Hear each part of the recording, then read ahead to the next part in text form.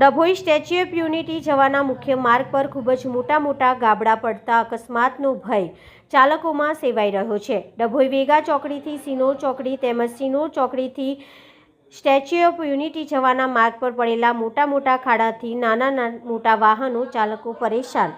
માર્ગમાં પડેલા ખાડામાં વરસાદી પાણી ભરાઈ રહેતા વાહન ચાલકો સ્ટીયરિંગ પરથી કાબુ ગુમાવી દેતા ગબડી પડવાના બનાવો બની રહ્યા છે। દ્વિચક્રીય વાહન ચાલકો ખાડાના કારણે રોડ પર પટકાતા જીવનું જોખમ વધી રહ્યું છે। દિવસમાં હજારો વાહનોની અવરજવર ડભોઈથી સ્ટેચ્યુ ઓફ યુનિટી માર્ગ પર રહે છે। લોકોમાં તો એવી ચર્ચા છે કે તંત્ર કોઈ મોટી દુર્ઘટના થશે ત્યારે જ જાગશે કે શું। પીડબ્લ્યુડીની ઓફિસ તો માત્ર 200 ફૂટના અંતરે જ આવેલી છે, છતાં પણ અધિકારીઓને દેખાતું નથી। સ્ટેચ્યુ ઓફ યુનિટીના રસ્તા પર દેશ વિદેશના પ્રવાસીઓ અહીંથી પસાર થાય છે, છતાં પણ તંત્ર આ બાબતે બેધ્યાન છે। આ માર્ગ પર વહેલી તકે ખાડા પૂરવાની કામગીરી હાથ ધરાય તેવી વાહન ચાલકોની માંગ ઉઠવા પામી છે। અધિકારીઓ શું એસી ચેમ્બરમાં બેસીને માત્ર ઓર્ડર કરતા હોય એવું લાગે છે। સ્ટેચ્યુ ઓફ યુનિટી જવા માટે આ મુખ્ય રસ્તો છે। અહીં રોજના 1000 વાહનો પસાર થતા હોય છે। જો કોઈ દુર્ઘટના થશે તો જવાબદાર કોણ? પણ તંત્ર ક્યારે જાગશે? હાલમાં ડભોઈથી સ્ટેચ્યુ ઓફ યુનિટી જવાના રોડ ઉપર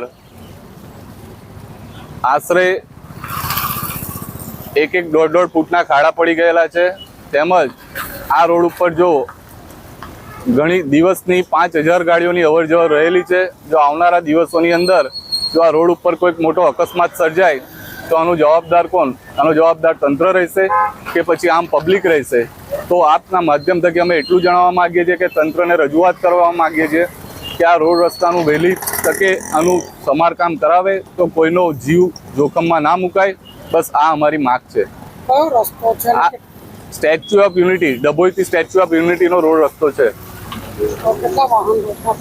રોજના 5000 વાહનો પસાર થઈ રહ્યા છે અને સરકાર શ્રી દ્વારા સ્ટેચ્યુ ઓફ યુનિટીને ગિનીસ બુક ઓફ વર્લ્ડ રેકોર્ડની અંદર સ્થાન આપવામાં આવ્યું છે। જ્યારે આવો રસ્તો હોય તો તંત્રને આ જોવું પડે કે આના માટે આપણે શું કરી શકીએ છીએ અને શું નહીં।